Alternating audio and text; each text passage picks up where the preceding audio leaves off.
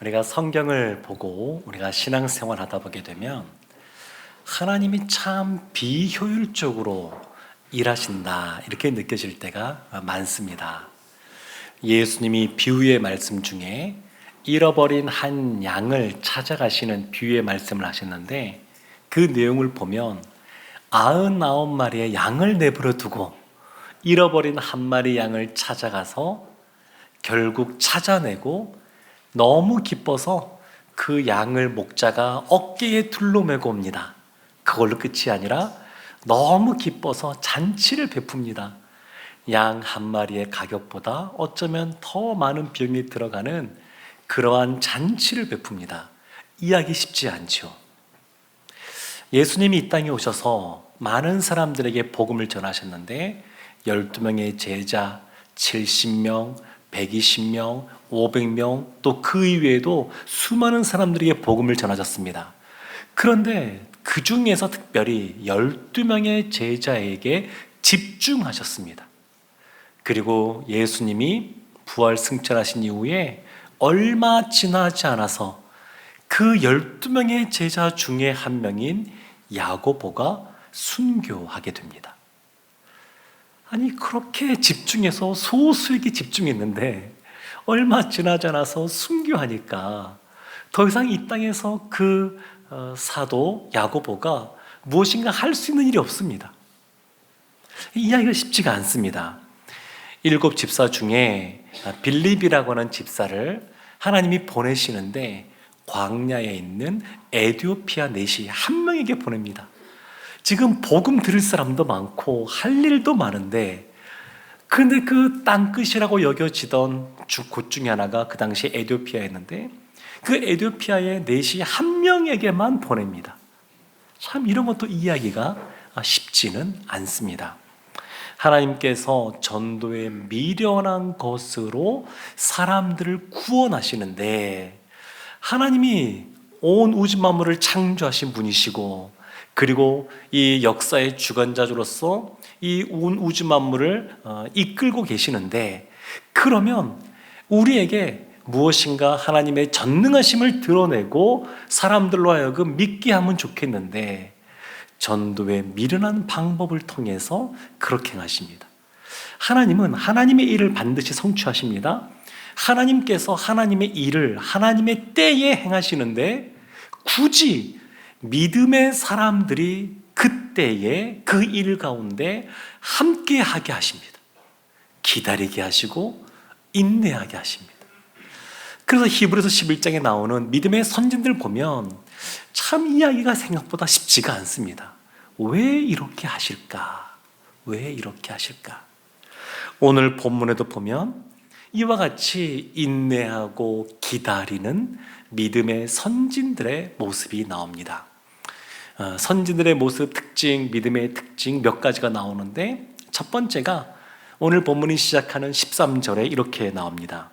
이 사람들은 다 믿음을 따라 죽었으며 약속을 받지 못하였으되 그것을 멀리서 보고 환영하며 믿음으로 바라보며 믿음으로 죽었다, 이렇게 말합니다.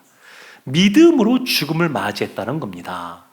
이분들은, 이 사람들은 이라고 할 때 넓게 보면 히브리서 11장에 나오는 아벨부터 해서 볼 수 있겠지만 13절 전후를 보면 아브라함, 이삭, 야곱을 일컫는다라고 볼 수 있습니다. 아브라함과 이삭과 야곱은 믿음을 따라 죽음을 맞이했는데, 그 죽음을 맞이하는 모습이 어떤 모습이기에 믿음을 따라했냐고 말하냐면 약속의 성취를 받지 못하였지만 그것을 멀리서 바라보고 환영하고 기뻐했다. 이것이 믿음을 따라 죽은 것이다, 이렇게 말을 합니다. 믿음을 따라 죽었다고 하는 것, 믿음 안에서 죽었다는 것이고, 믿음의 약속, 하나님의 신실한 약속을 죽는 순간까지 붙잡은 것을 말합니다. 사람이 태어날 때는 순서가 있어도 떠날 때는 순서가 없다, 그렇게 말하지만 그래도 일반적으로는 나이가 들어가고 노년이 되면 이제 이 죽음의 문제가 앞에 다가오게 됩니다. 흔히 그것을 생각하고 싶어 하지도 않고, 그리고 세상 사람들은 두렵기 때문에 그것을 그냥 잊어버리고 오래 살려고 하는 그런 집착의 모습도 보이곤 합니다. 근데 제가 참 믿음의 사람들, 돌아가신 분들을 많이 봤습니다. 요즘은 뭐 코로나 이후에 잘 안 그렇지만, 그전에는 입관한다 그러면 들어가서 같이 많이 있었습니다. 그래서 요즘은 이 유가족 분들도 마지막 얼굴 그 부분만 보여주지만, 그 이전에는 닦는 것부터 다 보여주거든요. 그 제가 같이 신앙생활하던 믿음의 우리 선배들이죠, 우리 성도님들, 떠나신 분들을 임종 장면도 생각보다 많이 봤고, 그리고 돌아가신 이후에 그 얼굴들도 많이 봤습니다. 근데 믿음의 사람들인데 그럼에도 불구하고 반응이 크게 두 가지로 나뉩니다. 교회에서의 직분이 어떠하냐 그것과 상관없이 마지막 순간에 얼굴이 환하고 평온한 분이 있는가 하면, 또 어떤 분은 생각보다 굉장히 심하게 두려워하고 떠는 분도 있습니다. 죽은 이후에도 마찬가지입니다. 그 얼굴이 평온한 분이 계신가 하면 그냥 그 장의사분들이 이렇게 화장하지 않습니까? 화장해서 얼굴을 이렇게 고쳐야만 되는 그런 분도 계십니다. 이 세상을 살아간 이후에 마지막 순간이 되면 하나님으로부터 부름을 받게 되는데, 아브라함, 이삭, 야곱은 믿음을 따라 죽음을 맞이했다. 성경은 그렇게 분명하게 말하고 있습니다. 사랑하는 성도 여러분, 약속을 받지 못하였으되 그것들을 멀리서 보고 환영하였다라고 말하는데, 사실 아브라함이 받은 약속은 여러 가지가 있습니다. 대표적인 것은 창세기 12장 1절부터 보게 되면 두 가지 복이 나오는데, 하나는 씨에 대한 복, 이 아브라함의 후손이 밤하늘의 무별보다 바닷가의 모래보다 더 많아지겠다라고 하는 씨에 대한 복, 또 하나는 터에 대한 복, 하나님이 허락하신 그 약속의 땅에 그 후손들이 살게 될 것이라고 하는 그러한 약속을 받았습니다. 이것 말고도 너가 아들을 낳을 것이다 라는 말씀도 약속을 받았습니다. 그리고 그 아들 이삭이 100세에 태어나는 것은 약속이 성취된 겁니다. 약속이 성취되었습니다. 아브라함이 살아있을 때 그것은 성취가 되었습니다. 그런데 그것만 있는 것이 아니라 자손이 무수히 많아지고 그들이 약속의 땅에 거한다고 하는 것, 이것은 아브라함이 살았을 때에 성취되지 않았습니다. 언제 1차적으로 성취되냐면 모세 때, 여호수아 때, 그때 수많은 사람들이 애굽에서 나오게 되고, 그리고 전쟁을 통해서 약속의 땅에 들어가게 됩니다. 2차적으로는 오늘날 우리를 말하죠. 믿음으로 수많은 이 열방 가운데 수많은 사람들이 많아지게 될 것이라고 하는 것, 그리고 이 땅이 결국 하나님 나라가 될 것이라고 하는 것, 그것을 믿음으로 바라보았는데, 아브라함이 살아서는 이 약속이 아직 성취되지 않았습니다. 그럼에도 불구하고 믿음으로 바라봤다라고 하는 것, 그것을 바로 믿음을 따라 죽었다, 이렇게 성경은 말합니다. 사랑하는 성도 여러분, 그래서 믿음이라고 하는 것은 다른 이런 식으로 표현할 수 있습니다. 믿음은 곧 기다림이다. 기다리는 겁니다. 인내하는 겁니다. 바라보는 겁니다. 믿음의 사람들은, 선진들은 믿음으로 바라고 인내하며 죽음을 맞이했습니다. 두 번째 특징이 있는데, 그들은 외국인과 나그네 같은 삶을 살았다는 겁니다. 우리 13절 말씀 한 목소리로 함께 보도록 하겠습니다. 이 사람들은 다 믿음을 따라 죽었으며 약속을 받지 못하였으되 그것들을 멀리서 보고 환영하며 또 땅에서는 외국인과 나그네임을 직언하였으니.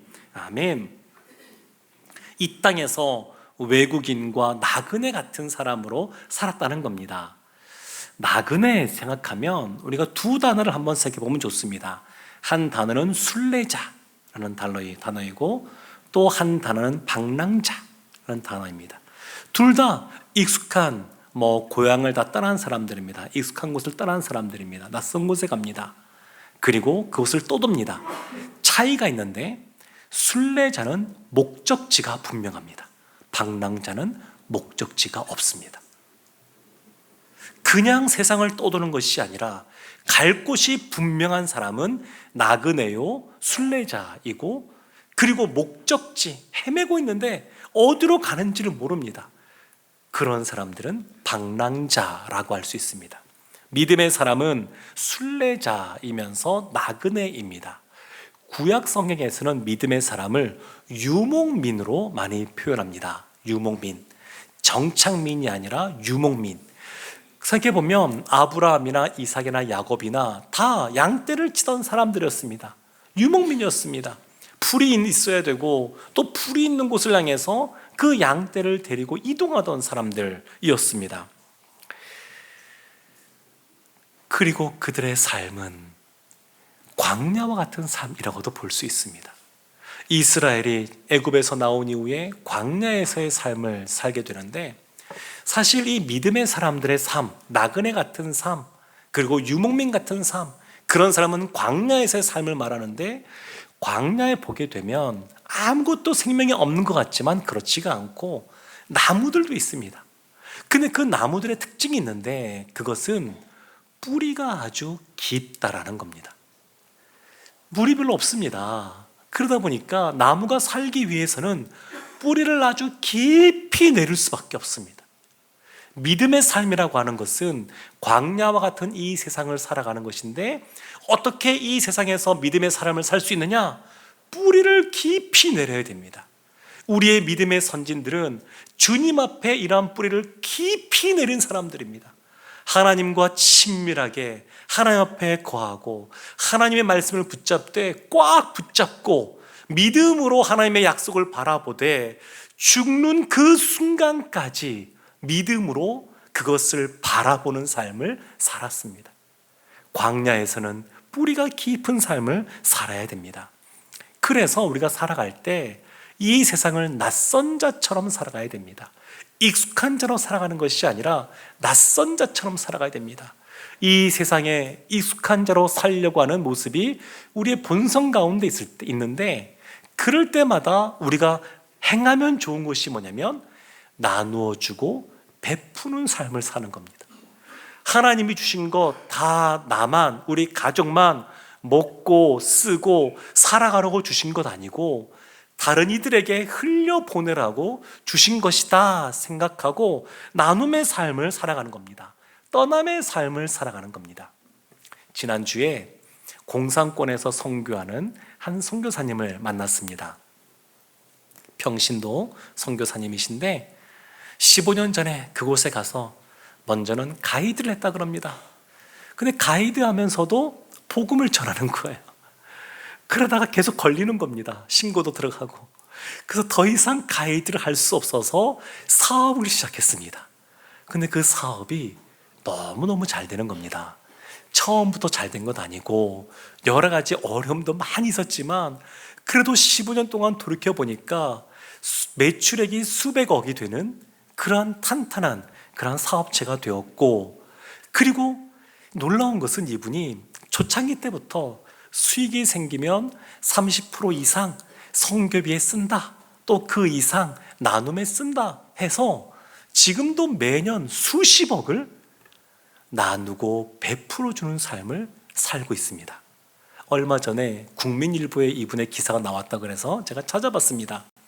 근데 그 기자가 이분의 가정을 방문하게 됐는데, 생각할 때 성공한 사업가 아니겠습니까? 부유한 사람인데, 그래서 그 집도 굉장히 좋을 것이다 라고 예상하고 갔는데, 가서 보니까 소파도 없고 침대도 없고 매트리스 하나 있는 것을 보고 놀랐다고 그럽니다. 이 기자가 물어봤답니다. 왜 다 없고 매트리스만 있느냐. 매트리스만. 그러니까 이분의 생각은 그런 것입니다. 평신도 선교사로서 본인은 선교사이기 때문에 늘 떠날 준비가 되어 있고 낯설게 살 준비가 되어 있고 이 땅에서 부유한 삶을 사는 것이 아니라 늘 나누어 주는데 부유한 자가 되기를 원하고, 할 수 있는 대로 이 땅이 그리스도가 다스리는 그러한 땅이 되기를 원하고, 그래서 늘 그런 데 초점을 맞추고 있으니까 세월이 지나도 나이가 들어가도 그 마음이 계속 뜨거운 열정 가운데 사로잡혀 있는 것을 보았습니다. 사랑하는 성도 여러분, 익숙한 데 물들면 안 됩니다. 낯선 곳에 거하고 이 땅에서 우리가 살아가지만 나그네임을 늘 인식하고 살아가야 될 줄로 믿습니다. 창세기 47장 9절에 보면 야곱이 이런 고백을 바로 앞에서 합니다. 야곱이 바로에게 아뢰되 내 나그네 길의 세월이 130년이니이다. 내 나이가 얼마 못되니 우리 조상의 나그네 길의 연조에 미치지 못하나 험악한 세월을 보내었나이다 하고, 130세가 되어서 애굽 왕 바로 앞에 섰을 때에 본인이 나그네의 삶을 살았다 이렇게 말합니다. 그리고 하나 더, 험악한 세월을 보내었다 이렇게 말합니다. 여기서의 험악한이라고 하는 것은 고생을 많이 했다 그런 의미가 아니고, 이 단어는 나는 죄가 많은 삶을 살았습니다 그런 뜻입니다.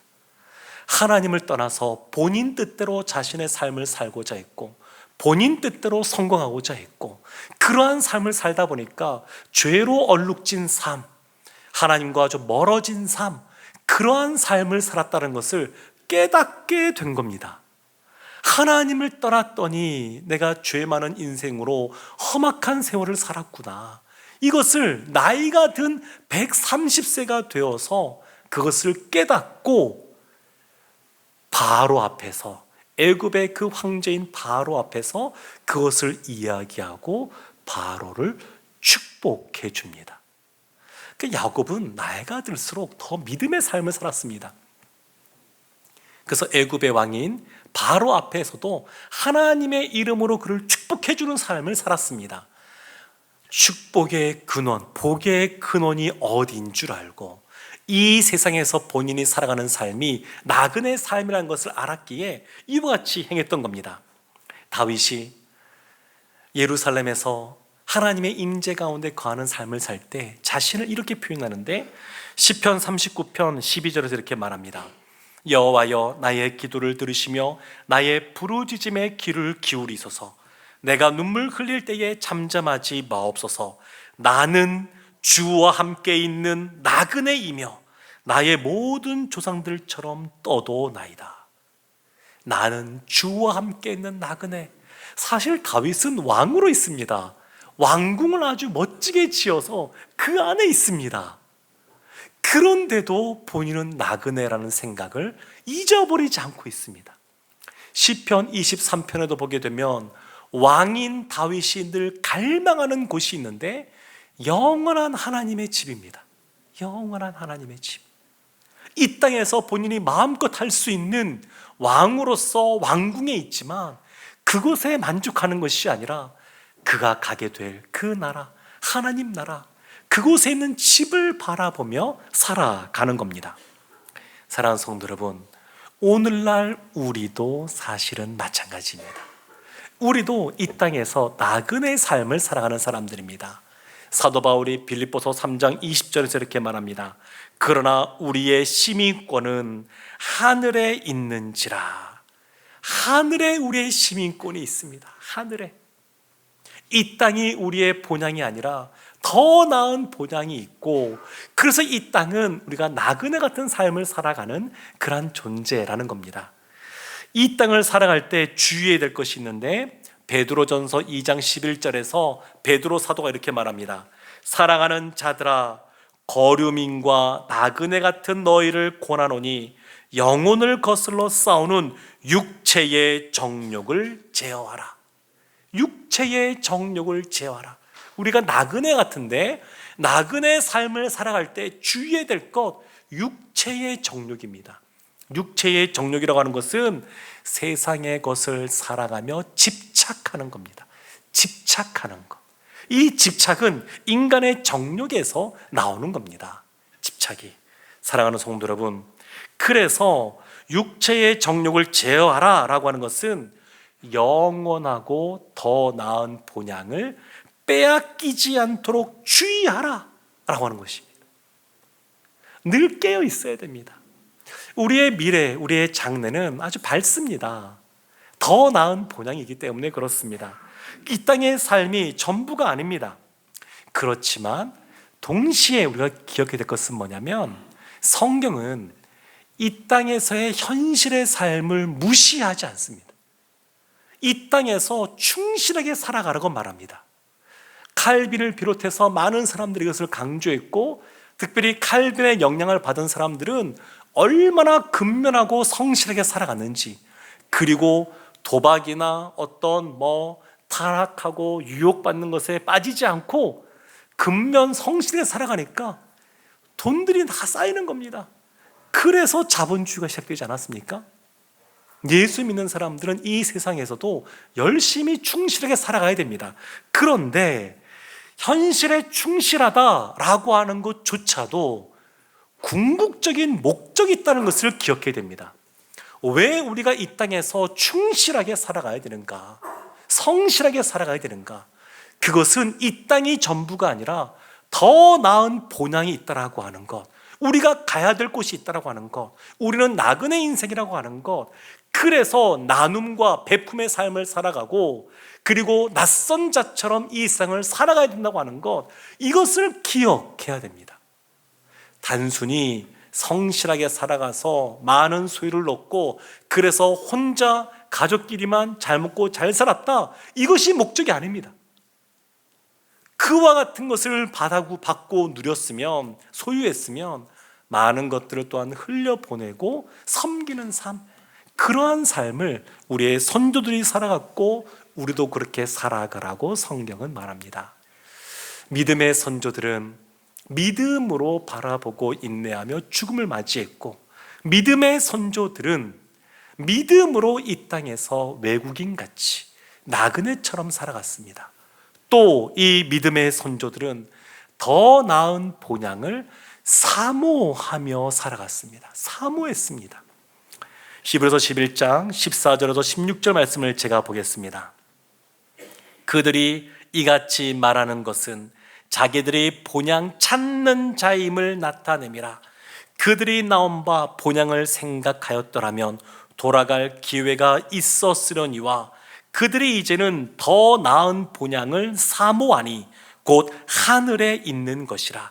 이러므로 하나님이 그들의 하나님이라 일컬음을 받으심을 부끄러워하지 아니하시고 그들을 위하여 한 성을 예비하셨느니라. 아멘. 하나님이 그들의 하나님이라고 말합니다. 그들의 하나님. 이 세상을 믿음으로 살아갈 때 때로는 세상 사람들로부터 무시받거나 조롱받을 수도 있습니다. 굴욕감을 느낄 수도 있습니다.